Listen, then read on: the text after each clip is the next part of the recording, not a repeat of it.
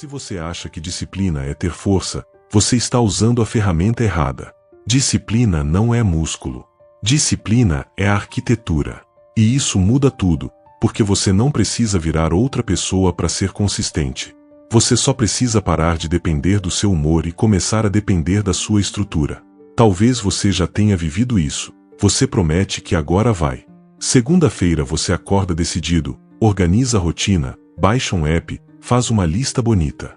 Aí vem a terça, o dia aperta, você dorme um pouco pior, e de repente a disciplina some. Você olha para si e conclui: eu não tenho constância, eu não nasci para isso, eu sou indisciplinado. Só que esse diagnóstico é injusto com você, porque você está tentando vencer um jogo moderno com uma estratégia antiga, confiar na força de vontade como se ela fosse infinita. E a vida de hoje é uma máquina de drenagem, notificações, urgências, decisões pequenas o tempo todo, cobranças, telas. Você não está fraco. Você está sobrecarregado de escolhas. A frase guia de hoje é simples e vai te acompanhar até o fim. Você não precisa de mais força, você precisa de menos batalha. Disciplina não é apertar os dentes. Disciplina é criar um sistema que funciona especialmente quando você não está inspirado, quando o dia está ruim, quando ninguém está vendo. Pensa nos momentos em que você foi disciplinado sem perceber. Pagar um boleto que vence hoje, escovar os dentes, responder uma mensagem importante do trabalho. Não é magia. É estrutura. Existe um gatilho, existe um caminho pronto, existe uma consequência clara. Você não debate com a própria mente. Você faz. Hoje você vai entender como construir esse tipo de disciplina. Não a disciplina heroica, que depende de energia alta, mas a disciplina realista, que sobrevive a semanas comuns. A disciplina que não pede que você seja perfeito, só bem estruturado. Talvez você esteja tentando virar disciplinado como se isso fosse uma característica fixa, quase genética, como cor de olho. Só que disciplina não é personalidade. Disciplina é design. É a forma como você desenha o seu dia para que o certo seja fácil e o errado seja difícil. Acontece assim, você chega em casa depois de um dia cheio. Pensa: vou treinar. Aí o sofá aparece. O celular acende. A cozinha chama. Em 2 minutos, a mente já abriu uma negociação: só hoje eu descanso. E o problema não é você. O problema é que o cenário inteiro está desenhado para o descanso automático. Muita gente se confunde nesse ponto. Olha para pessoas consistentes e imagina que existe ali alguma virtude misteriosa. Mas, na maioria das vezes, não é virtude, é fricção reduzida. Menos decisões para tomar. Menos tentações no caminho. Elas não vencem mais batalhas. Elas simplesmente entram em menos guerras. Quando você trata a disciplina como traço de personalidade, o preço aparece rápido. Você falha e conclui que tem algo errado com você. A culpa entra. A culpa vira desânimo. E o desânimo, pouco a pouco, vira abandono. Não porque você não é capaz, mas porque está jogando um jogo injusto. O reenquadramento é simples e libertador. Disciplina não é quem você é. É como você organiza o que te cerca. Então vale a pergunta, com honestidade: onde, na sua rotina, você está exigindo caráter quando deveria oferecer estrutura? Onde você está pedindo força a uma versão cansada de você, quando poderia pedir apenas que ela siga um caminho já pronto? A sua força de vontade não é uma fonte inesgotável. Ela funciona mais como uma bateria.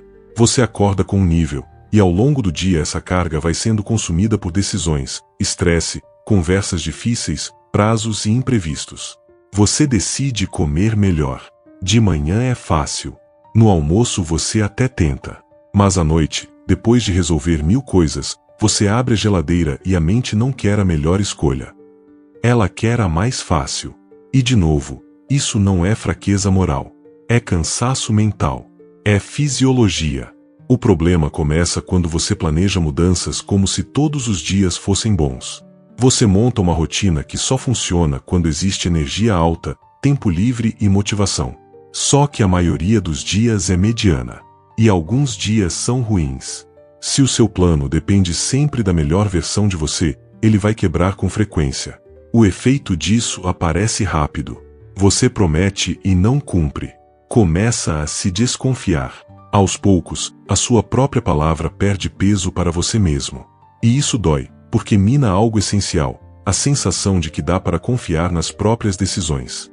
É por isso que força de vontade serve para emergências, não para rotina. Rotina precisa de trilho. Precisa de algo que funcione mesmo quando a bateria está baixa. Então fica a pergunta: se a sua força de vontade fosse 30% menor do que você imagina, o que na sua rotina ainda funcionaria? E o que desabaria? Se você sente que é essa pessoa que pensa muito, entende tudo, e mesmo assim adia, se inscreve. Este canal existe como um lembrete constante de que entender não muda a vida, decidir muda. E decidir fica muito mais fácil quando você para de depender de força e começa a construir estrutura.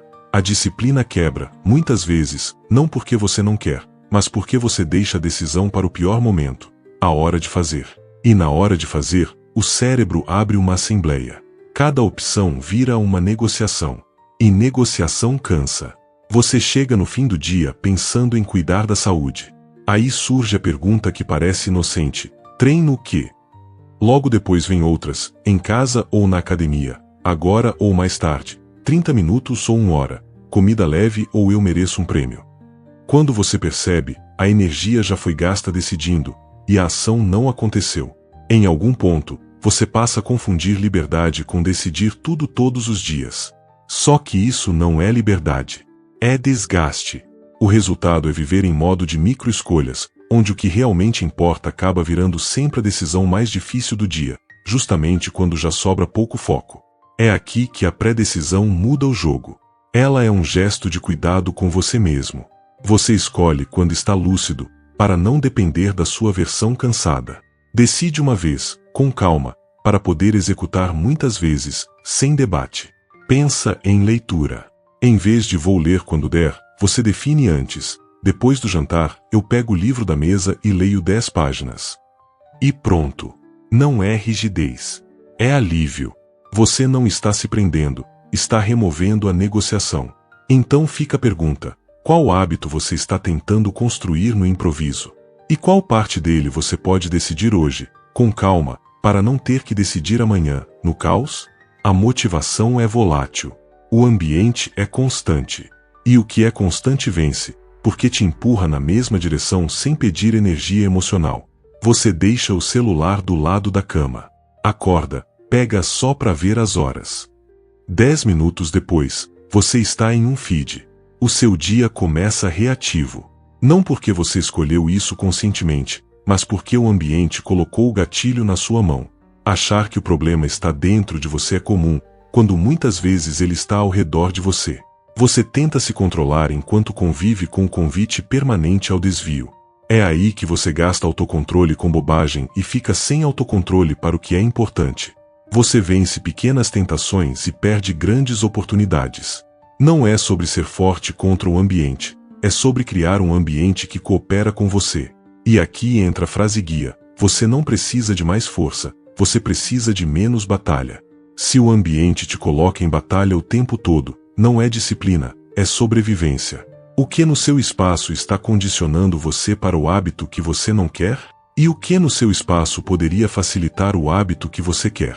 Agora vem o passo seguinte. Mesmo com pré-decisão, ainda existe um risco: você lembrar, hesitar, adiar. É aqui que entra a consistência de verdade. Automação. Não automação tecnológica. Automação mental. O hábito que começa a acontecer com você quase sem conversa interna. Você amarra o cinto no carro sem pensar. Escova os dentes sem fazer uma reunião com a própria mente.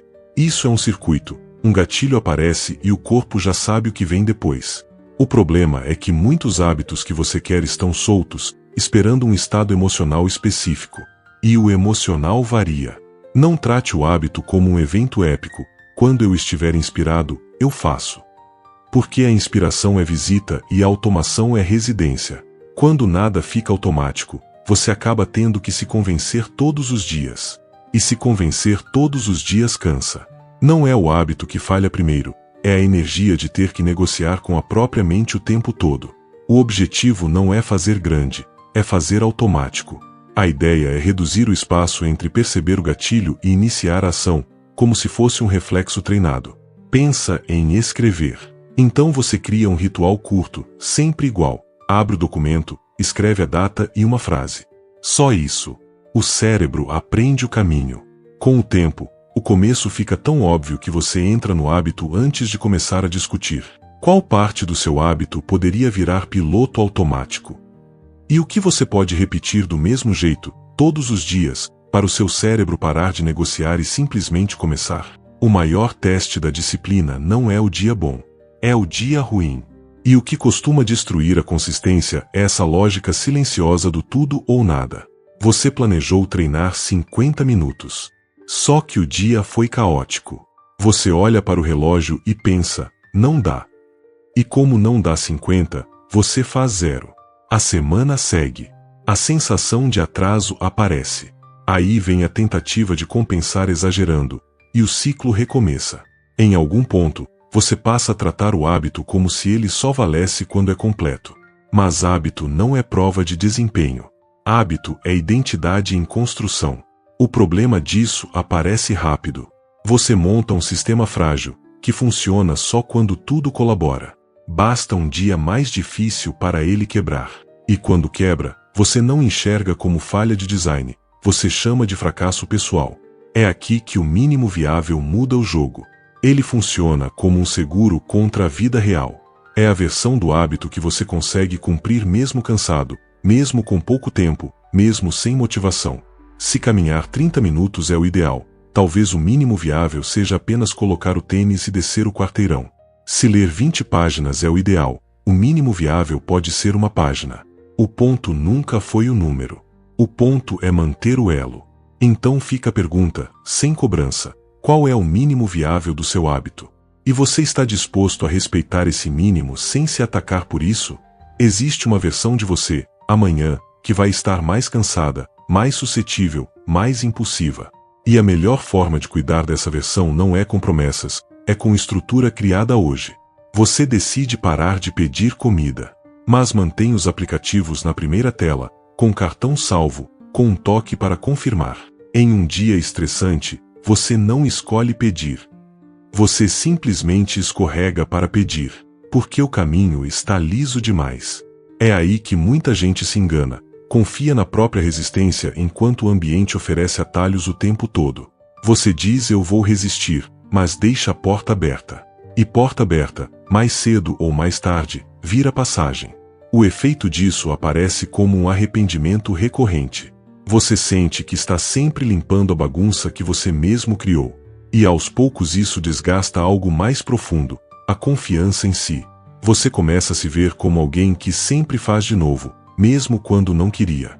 Aqui entra um reenquadramento importante. Bloqueio não é falta de liberdade. É cuidado com a liberdade. Atrito é tornar difícil o que você não quer que aconteça. Bloqueio é impedir que aconteça no automático.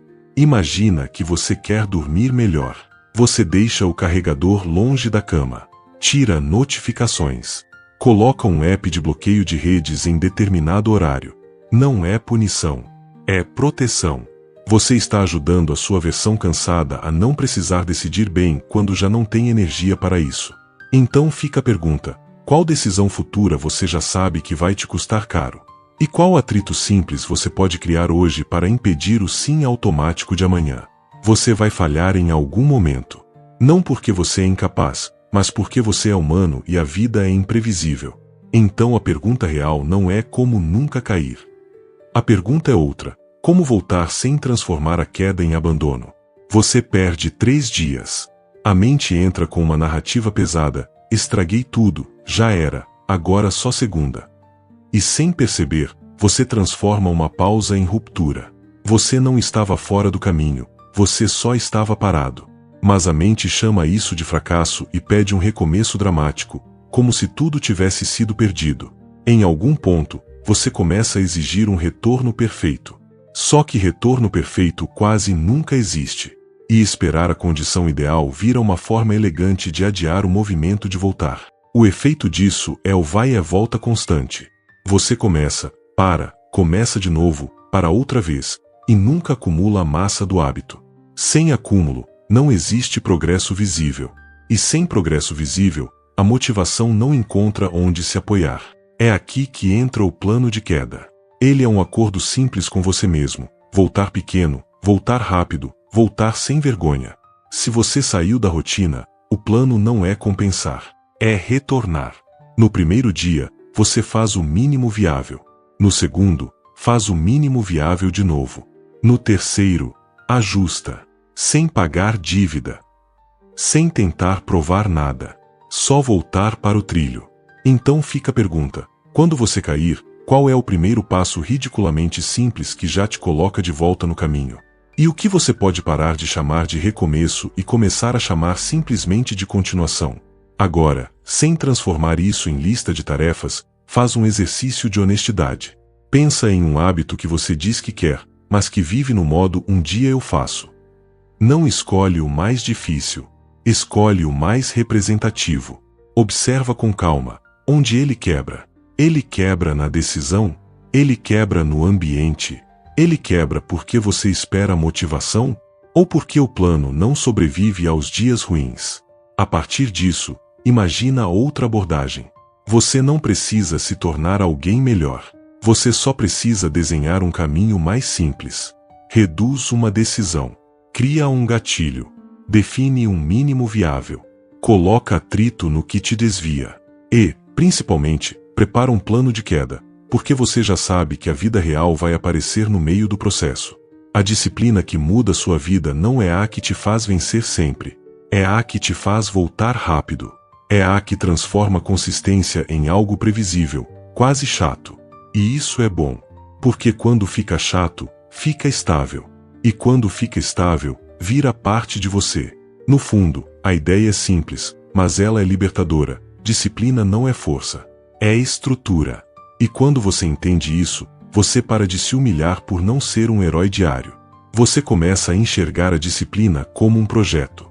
Você desenha o seu dia para reduzir decisões. Você respeita o limite da sua força de vontade. Você ajusta o ambiente para cooperar, não sabotar. Você cria gatilhos claros, ações pequenas, um mínimo viável que mantém o elo nos dias ruins. Você coloca atritos onde o futuro tende a escorregar. E você prepara um plano de queda, porque maturidade não é nunca falhar, é não transformar falha em desistência. E aqui a frase guia volta pela última vez, porque ela resume o que realmente funciona. Você não precisa de mais força, você precisa de menos batalha. Menos batalhas contra o celular. Menos batalhas contra o cansaço.